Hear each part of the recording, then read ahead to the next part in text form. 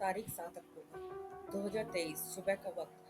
फिलिस्तीन के आतंकी संगठन हमास ने इसराइल पर रॉकेट दाग दिए, जहां लोगों को आम दिनों की तरह सोकर उठने के बाद अपने रोजमर्रा कामों की ओर बढ़ना था। ऐसे में सुबह की शुरुआत ऐसी हुई कि सैकड़ों लोग कभी नींद से ही न जागे। ये इसराइल की आम जनता थी जो कि हमास से हमले का शिकार हुई। हमास का हमला इतना जोरदार था कि इसे सदी का सबसे बड़ा अटैक कहा जा रहा है। थोड़ी ही देर में पूरी दुनिया को खबर लगी कि इसराइल पर आतंकी हमला हुआ है। ये हमला गाजा पट्टी से हुआ और पड़ोसी देश फिलिस्तीन के आतंकी संगठन हमास ने किया। 24 घंटे के अंदर सैकड़ों लोगों की जान जा चुकी थी। ऐसे में हजारों लोग शहर के शहर तबाह हो रहे थे और जंगल की आग की तरफ फैलती ही जा रही थी। हमास की क्रूरता और बर्बरता के बाद इसराइल ने जिस ढंग से पलटवार किया, उसने इतना तो स्पष्ट कर दिया है कि ये लड़ाई किसी अंजाम तक गए बिना अब रुकने वाली नहीं है। इसराइल के प्रधानमंत्री बेंजामिन नेतन्याहू ने हमास के हमले के बाद एक वीडियो जारी किया। उन्होंने साफ कर दिया कि इसराइल को निशाना बनाने वाले कभी एक भी आतंक को छोड़ा नहीं जाएगा। इसराइल पर हुए हमले के बाद नेतन्याहू ने एक वीडियो जारी कर देश की जनता को संबोधित किया और कहा कि हम युद्ध में हैं और हम जीतेंगे। यानी संदेश साफ है कि अब नेतन्याहू हमास को बख्शने के मूड में नहीं है। इसराइल के प्रधानमंत्री बेंजामिन नेतन्याहू के सन ने संकल्प लिया है कि हमास के अंत तक अब ये जंग जारी रहेगी। ऐसे में इस हमास की पृष्ठभूमि और इसके द्वारा किए गए हमले को समझते हैं। जब हमास का गठन हुआ, यूं तो यहूदियों और मुसलमानों के बीच कई वर्षों से संघर्ष चले आ रहे थे, लेकिन इन संघर्षों में एक खतरनाक मुहूर्त साल 1987 में आया। 1987 वो वर्ष है जब हमास का गठन हुआ। हमास यानी हरकतुल मुकावमतुल इस्लामिया या इस्लामी विरोधी आंदोलन, ये फिलिस्तीनी सुन्नी मुसलमानों की एक सशस्त्र संस्था है। विश्व इसको एक आतंकी संगठन के नाम से जानता है। हमास का गठन 1987 में मिस्र और फिलिस्तीनी ने मिलकर किया था।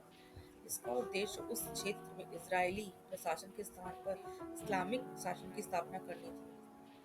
हमास हमास का गाजा पर कब्जा। फिलहाल हमास का कब्जा गाजा पट्टी पर है। गाजा पट्टी पूर्वी भूमध्य सागरीय तट पर स्थित एक फिलिस्तीनी क्षेत्र है। गाजा पट्टी करीब 10 किलोमीटर चौड़ा है और 41 किलोमीटर लंबा इलाका है। वहाँ 22 लाख से ज्यादा लोग रहते हैं। 2006 के फिलिस्तीनी विधायी चुनावों में जीत हासिल करने के बाद इसने 2007 में अपने प्रतिद्वंदी फतह के साथ हिंसक संघर्ष के बाद गाजा पर कब्जा कर लिया। तब से हमास गाजा पर राज कर रहा है, जबकि फतह वेस्ट बैंक पर शासन करता है। हमास पिछले कुछ सालों में इसराइल के ठिकानों पर कई हमले कर चुका है, जिनमें आत्मघाती बम विस्फोट, रॉकेट लॉन्च समेत अन्य हमले शामिल हैं। इन हमलों में हमास और इसराइल दोनों ही लोगों की जान बड़ी संख्या में जा चुकी है। इसराइल, अमेरिका, यूरोपियन यूनियन और ब्रिटेन सहित कई देश इसे आतंकी संगठन घोषित कर चुके हैं। इसराइल और हमास के बीच टकराव का इतिहास क्या है? साल 2006 में हमास ने गाजा पर कब्जा कर लिया था। हमास ने राष्ट्रपति महमूद अब्बास पर उसके खिलाफ साजिश रचने का आरोप लगाया था, तो वहीं हमास के कब्जे को राष्ट्रपति अब्बास ने तख्ता पलट कहा था। तभी से हमास और इसराइल के बीच संघर्ष का दौर शुरू हो गया। इसके बाद अक्सर गाजा से इसराइल में हमास के रॉकेट हमले होते रहे हैं। वहीं इसराइल भी हवाई हमले और बमबारी करता रहा है। हमास इसराइल राज्य को मान्यता देने से इनकार करता रहा है। चरमपंथी समूह हमास ने 1990 के दशक में मध्य में इसराइल और पीएलओ द्वारा बातचीत के बाद किए गए ओस्लो शांति समझौते का हिंसक विरोध किया था। हमास के पास एक सशस्त्र विंग है जिसका नाम इज़ अल-दीन अल-कस्सम ब्रिगेड है। ये ब्रिगेड इसराइल में बंदूकधारी और आत्मघाती हमलावर भेजता रहा है। हमास अपनी सशस्त्र गतिविधियों को इसराइल के खिलाफ प्रतिरोध बताता है। दोनों पक्ष में रह रहकर हिंसक टकराव होते रहते हैं। इससे पहले सबसे खतरनाक टकराव 2014 में देखने को मिला था, जब 50 दिनों तक चले संघर्ष में करीब 2500 फिलिस्तीनी मारे गए थे। इसराइल के भी लगभग 80 लोगों की जान गई थी। इसके बाद मई 2021 में इसराइल की सुरक्षा बल यरूशलेम की अल अक्सा मस्जिद पहुंच गए थे। वहां हुए टकराव में सैकड़ों फिलिस्तीनी मारे गए। हमास ने गाजा इलाके से इसराइल पर कई रॉकेट दागे थे। इसराइल ने जवाब में गाजा घाटी पर हवाई हमले किए। करीब 11 दिनों तक ये लड़ाई चली। इसमें गाजा के कम से कम 250 लोग और इसराइल के 15 लोग की जान गई। हमास कितना मजबूत है? रिपोर्ट्स की माने तो हमास इजरायली सेना के मुकाबले कमजोर संगठन ही है, लेकिन इसे कम करके कभी आंकना भूलोगी क्योंकि आंकना भूलोगी। बीसीसी की रिपोर्ट के मुताबिक हमास के पास रॉकेट से लेकर मोर्टार और ड्रोन तक की क्षमताएं हैं। हमास अपने हमलों पे सटीक निर्देशित एंटी टैंक मिसाइल का भी इस्तेमाल करता है। हमास मुख्य रूप से गाजा पट्टी में हथियार बनाता है।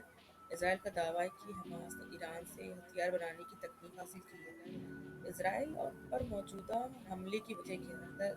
दरअसल इस विवाद की वजह अल-अक्सा मस्जिद परिसर है। हमास के सैन्य कमांडर मोहम्मद दीफ ने ऑपरेशन अल-अक्सा स्टॉर्म की घोषणा की है। ये एक नया ऑपरेशन है जिसका मकसद संवेदनशील जाने माने जाने वाले अल-अक्सा परिसर को आज़ाद कराना है। अल-अक्सा मस्जिद यरूशलेम शहर में है। हाल के दिनों में यहूदी लोग अपने पवित्र त्योहार मनाने के लिए यहाँ आए हैं। इस परिसर में ही टेम्पल माउंट है। यहाँ यहूदी प्रार्थना करते हैं। मोसाद को खबर तक नहीं लगी। ये तो हुई हमास की बात। अब यहाँ इसराइल की एजेंसियों का भी फेलियर की खुलकर बात हो रही है। दरअसल इसराइल के पास विश्व की सबसे जबरदस्त इंटेलिजेंस एजेंसी मोसाद है, लेकिन फिर भी हमास के इतने बड़े हमले को अंजाम दिया है कि मोसाद के काम करने के तरीके पर भी सवाल उठ रहे हैं। हजारों रॉकेट का एक साथ फायर किया जा रहा है। हमास के आतंकियों का किसी ट्रेंड फौजियों की तरह पैरा ड्रॉप होना ये बगैर किसी ट्रेनिंग के मुमकिन नहीं है।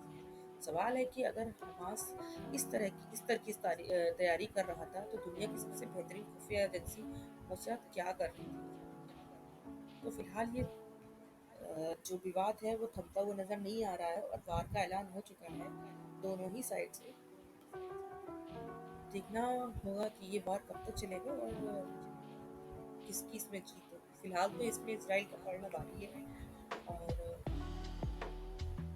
देखते हैं। चलिए, थैंक यू सो मच।